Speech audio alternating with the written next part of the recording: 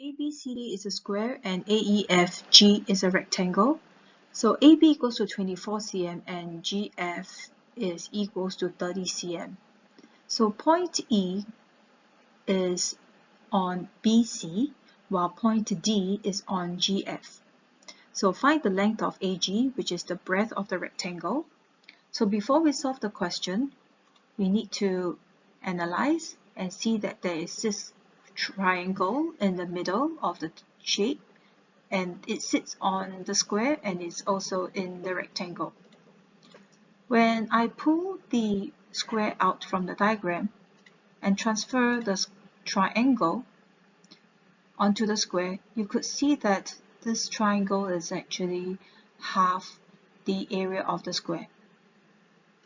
I do the same thing to the rectangle. I pulled it out from the main diagram and transfer the triangle out. You see that it sits on the rectangle and it occupies half of the rectangle.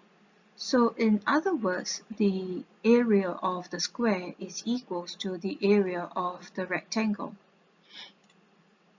So let's find the area of the square, which is 24 cm times 24 cm. And so the area of the rectangle is the same as the area of the square. To find the breadth of the rectangle, we will take the area divided by the length of 30 cm to get 19.2 cm. So that's the answer to this question.